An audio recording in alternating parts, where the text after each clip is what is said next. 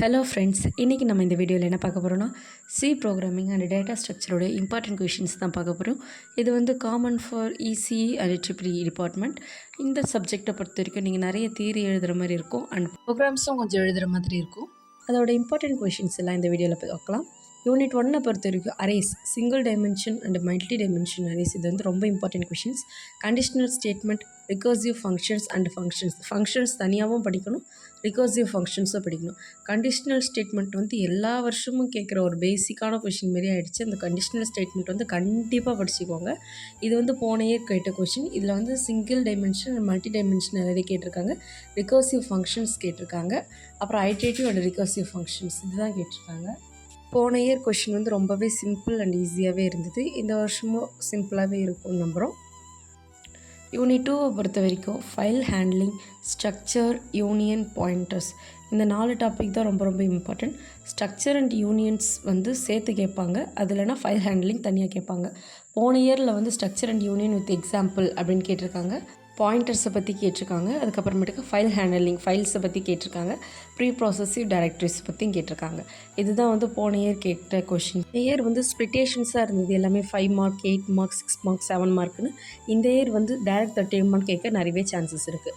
Unit 3 பொறுத்த வரைக்கும் stack ADT, queue ADT, linked list, doubly linked list and circularly linked list கேட்குறதுக்கு நிறைய chances இருக்குது. யூனிட் 3 பொறுத்த வரைக்கும் இந்த 3 டாபிக் பார்த்திங்கனாலே கண்டிப்பாக ஒரு 13 மார்க் வந்து கண்டிப்பாக அட்டென்ட் பண்ணிடலாம். போன இயர் கொஷின் பேப்பரை பொறுத்த வரைக்கும் டபுள்யூ லிங்க் லிஸ்ட் கேட்டிருந்தாங்க, ஸ்டாக் ஏடிடி, கியூஏடிடி பற்றி கேட்டிருந்தாங்க. போன இயர் வந்து ஸ்ப்ளிட்டேஷன் கொடுத்து 5 மார்க், 8 மார்க், 5 மார்க், 8 மார்க் அப்படின்னு கேட்டிருந்தாங்க. 5 மார்க் கொடுத்துருந்தாங்கன்னா நீங்கள் அதுக்கேற்ற மாதிரி கம்மியான ஆன்சர் எழுதுங்க, அதை பற்றி நிறைய தெரிஞ்சாலுமே கம்மியாக எழுதுங்க. 8 மார்க் கொடுத்துருந்தாங்கன்னா கொஞ்சம் ஒரு 2 to 3 பேஜஸ் எழுதுனா போதும். யூனிட் 4 பொறுத்த வரைக்கும் ஹேஷிங்கோட ஃபுல்லாக படிச்சுக்கோங்க. ஹேஷிங் பற்றி என்னென்னலாம் இருக்கோ எல்லாத்தையும் படிச்சிங்கன்னா கண்டிப்பாக ஒரு 13 மார்க் ஃபுல்லாக அட்டென்ட் பண்ணிடலாம். Double hashing, probing, chaining, addressing இது மாதிரி ஃபுல்லாக படிச்சுக்கிட்டிங்கன்னா கண்டிப்பாக ஒரு 13 மார்க் வந்து அட்டென்ட் பண்ணிடலாம். இதுதான் போன இயர் கேட்ட கொஷின்ஸ். யூனிட் 5 பொறுத்த வரைக்கும் linear search, binary search, heap sort, merge sort, insertion sort இது எல்லாத்தையும் நல்லா பார்த்துக்கிட்டிங்கன்னா கண்டிப்பாக ஒரு 13 மார்க் அட்டென்ட் பண்ணிடலாம். இதை பொறுத்த வரைக்கும் பேசிக் எக்ஸாம்பிள் சம்ஸ் மாரி கேட்பாங்க, அப்படி இல்லைனா ப்ரோக்ராம்ஸ் எழுத சொல்லுவாங்க வித் எக்ஸாம்பிள் அப்படின்னு சொல்லுவாங்க. போன இயர் கேட்ட கொஷின்ஸ் வந்து இதுதான்.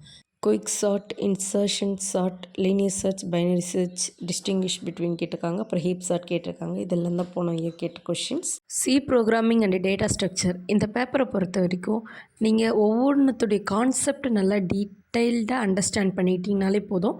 அதை பற்றி ப்ரீஃபாக உங்களுடைய எக்ஸ்ப்ளனேஷன் நீங்கள் நல்லா கொடுத்துட்டிங்கனாலே you may get full mark. நீங்கள் இப்போ தான் ஃபர்ஸ்ட் டைம் நம்ம சேனலை பார்க்குறீங்கன்னா மறக்காமல் நம்ம சேனலுக்கு சப்ஸ்கிரைப் பண்ணிக்கோங்க அண்ட் உங்கள் ஃப்ரெண்ட்ஸ் கூட ஷேர் பண்ணிக்கோங்க. தேங்க்யூ ஃபார் வாட்சிங். பாய்.